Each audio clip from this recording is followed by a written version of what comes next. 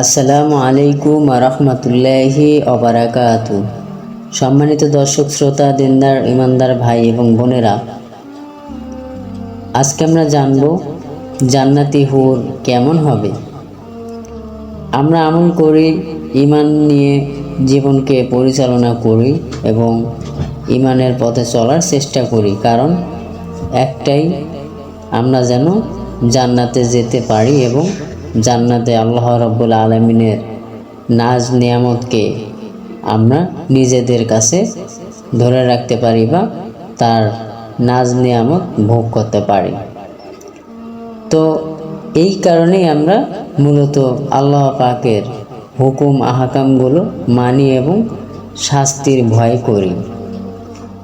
তো আজকে এই বিষয়েই আর কি আলোচনা করব, মনোযোগ দিয়ে কথাগুলো শুনবেন। আর চ্যানেলটিতে নতুন হয়ে থাকলে চ্যানেলটি সাবস্ক্রাইব করে রাখবেন। বেশি কথা না বাড়িয়ে মূল আলোচনার দিকে উদ্ধাপিত হচ্ছে ইনশাআল্লাহ। জান্নাত হলো মুমিনদের চির সুখের ঠিকানা।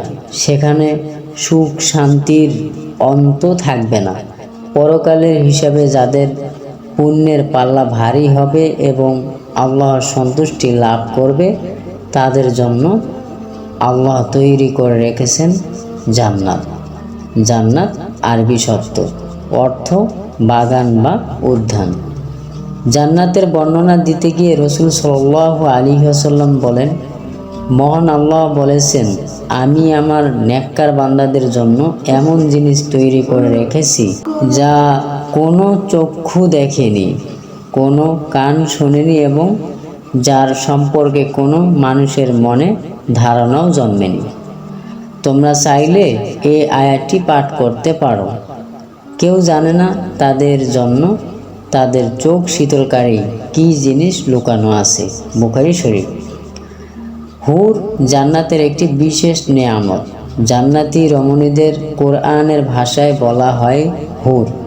আল্লাহ তাআলা পবিত্র কোরআনে হুরদের দৈহিক অবয়বের বিবরণ দিয়েছেন, যেমন তাদের করেছে কুমারী, সোহাগিনী, সমবয়স্কা। সূরা ওয়াকিয়া আয়াত 36-37। মুত্তাকিদের জন্য রয়েছে সাফল্য, উদ্যান, আঙ্গুর এবং স্ফীত স্তন বিশিষ্ট সমবয়সী বালিকা। সূরা নাবা আয়াত 31-33।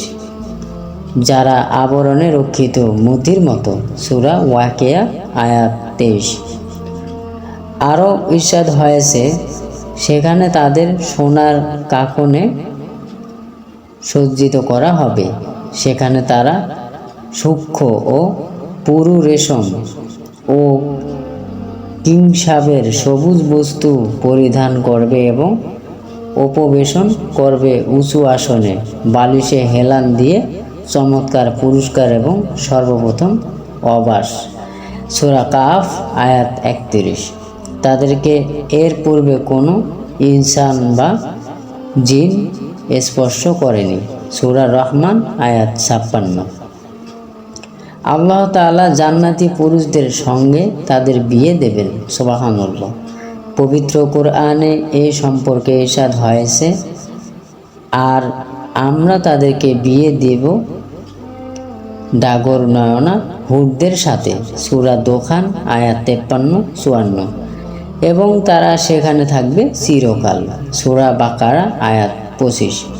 প্রিয় নবী সাল্লাল্লাহু আলাইহি ওয়াসাল্লাম ইরশাদ করেছেন, জান্নাতি রমণীদের পরিহিত পোশাক ভেদ করে তাদের পায়ের গোছার শুভ্রতা এবং অস্থির মজ্জা দেখা যাবে, কারণ তাদের সম্পর্কে আল্লাহ তাআলা বলেন, যেন তারা পদ্মরাগ ও প্রবাল।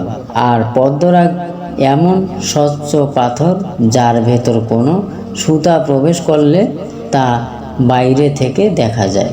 তিরমিজি শরীফ। জান্নাতে মুমিনদের জন্য মতির গাঁথনি করা একটি তাঁবু আছে, আর উচ্চতা 30 মাইল।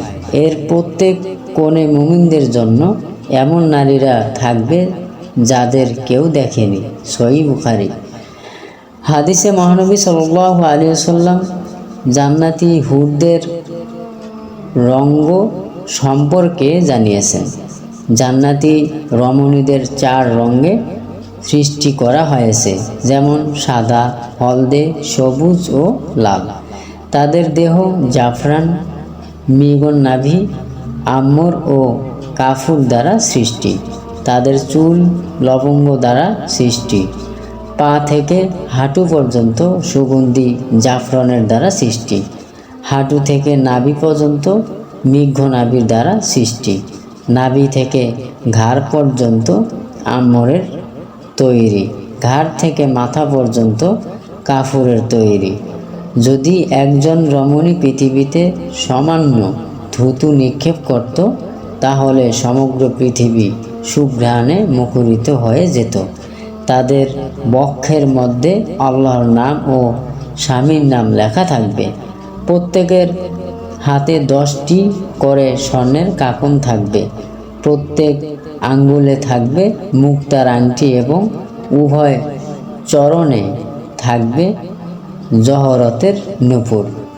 হাদিসে এসেছে, জান্নাতি কোনো মহিলা যদি দুনিয়াবাসীদের প্রতি উকি দেয়, তাহলে আসমান ও জমিনের মাঝের সব কিছু আলোকিত এবং সুরভিত হয়ে যাবে, আর তার মাথার ওড়না দুনিয়া ও তার সব কিছু চেয়ে উত্তম। সহিহ বুখারী। তাদের মন, প্রাণ এবং দৃষ্টি তাদের স্বামীদের কাজ আবদ্ধ থাকবে, ফলে নিজ স্বামীদের ছাড়া অন্য কাউকে তারা কামনা করবে না। প্রতিনিয়ত তাদের রূপ লাবণ্য বৃদ্ধি পেতে থাকবে।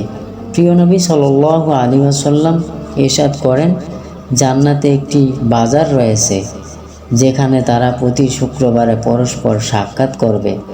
তখন উত্তরে বাতাস প্রবাহিত হবে, যা তাদের মুখমণ্ডল ও কাফরে আলোড়িত করবে। এতে তাদের সৌন্দর্য ও রূপ লাবণ্য আরও বেড়ে যাবে। তারা রূপ লাবণ্যে সমৃদ্ধ অবস্থায় স্ত্রীদের কাছে ফিরবে। তখন তাদের স্ত্রীরা বলবে, আল্লাহর কসম, আমাদের থেকে পৃথক হওয়ার পর তোমাদের সৌন্দর্য বৃদ্ধি পেয়েছে। উত্তরে তারা বলবে, আল্লাহর শপথ, আমাদের প্রস্থানের পর তোমাদের সৌন্দর্য বহুগুণে বেড়ে গেছে। সহিহ মুসলিম শরীফ। জান্নাতে হুরদের অনুষ্ঠান হবে। এতে দ্বারা এমন সমুদ্র কণ্ঠে গান গাইবে, যা কোনো সৃষ্টিজীব কখনো শোনেনি। রাসূলুল্লাহ সাল্লাল্লাহু আলাইহি ওয়াসাল্লাম ইরশাদ করেছেন, জান্নাতে আওয়াতলোচনা হুরদের সমবেত হওয়ার একটি জায়গা রয়েছে। তারা সেখানে এমন সুরেলা আওয়াজে গান গাইবে, যে আওয়াজ কোনো মাখলুক ইতিপূর্বে কখনো শুনেননি। তারা এই বলে গান গাইবে, আমরা তো চির সঙ্গিনী, আমাদের ধ্বংস নেই। আমরা তো আনন্দ উল্লাসের জন্যই, দুঃখ কষ্ট নেই আমাদের। আমরা চির সন্তুষ্ট, আমরা কখনো অসন্তুষ্ট হব না। তারা কতই না সৌভাগ্যবান, যাদের জন্য আমরা এবং আমাদের জন্য যারা। তিরমিজি শরীফ। সৃষ্টির পর থেকে যুগ যুগ ধরে সব হুর তাদের নিজ নিজ স্বামীর জন্য অধীর আগ্রহে অপেক্ষায় রয়েছে। যদিও তারা শুধু জান্নাতেই তাদের প্রতীক্ষিত স্বামীর সাক্ষাৎ পাবে, তবে এখন থেকেই তারা হৃদয়ে পৃথিবীবাসীর স্বামীর জন্য অভাবনীয় ভালোবাসা লালন করেছে। প্রিয় নবী সাল্লাল্লাহু আলাইহি ওয়াসাল্লাম ইরশাদ করেন, পৃথিবীর কোনো নারী যখন তার স্বামীকে কষ্ট দেয়, তখন তার জন্য নির্ধারিত হুর বলে, হে হতভাগিনী, তুমি তাকে কষ্ট দিও না, আল্লাহ তোমাকে ধ্বংস করুন। তিনি তো তোমার কাছে কয়েক দিনের মেহমান, অচিরেই তিনি তোমাকে ছেড়ে আমাদের কাছে চলে আসবে। তিরমিজি শরীফ। হুরদের থুতুর বর্ণনা দিতে গিয়ে ইবনে আব্বাস রাদিয়াল্লাহু তাআলা আনহু বলেন, বেহেশতে এক প্রকার হুর আছে, তাদের বলা হয় লোআব। তারা যদি দুনিয়ার সাগরে মুখের থুতু বা লোআব নিক্ষেপ করত, তাহলে সাগরের সব জলরাশি মিষ্টি হয়ে যেত। তাদের বুকে লেখা থাকবে, যারা আমার মতো হুর পেতে পছন্দ করে তারা যেন আমার প্রভুর অনুগত্যের আমল করেন। আত-তাজরিকা। সম্মানিত দর্শক শ্রোতা, দিনদার ইমানদার ভাই এবং বোনেরা, এতক্ষণ ধরে আমরা হুরদের নানাবিধ পরিচয় জানলাম। জান্নাতে গেলে আমাদের জন্য যে হুর আল্লাহ রাব্বুল আলামিন বরাদ্দ করে রেখেছেন, সেই হুরদের কিছু বর্ণনা আমরা জানলাম। সকলে জেনে বুঝে আমল করব। আমল না করলে আমাদের জান্নাতও আল্লাহ তাআলা দিবেন না। বিশেষ করে আমল করব জান্নাত এবং জাহান্নামের মায়া বা ভয়ে না। কারণ আল্লাহকে যদি আমরা পেতে চাই, তাহলে আল্লাহকে পেলে আমরা জান্নাতকে অটোমেটিকলি পেয়ে যাব। সকলে ভালো থাকুন, সুস্থ থাকুন। ভিডিওটি ভালো লাগলে একটি লাইক করবেন। চ্যানেলটিতে নতুন হয়ে থাকলে চ্যানেলটি সাবস্ক্রাইব করে আমার সাথেই থাকবেন। আসসালামু আলাইকুম ওয়া রাহমাতুল্লাহি ওয়া বারাকাতুহু।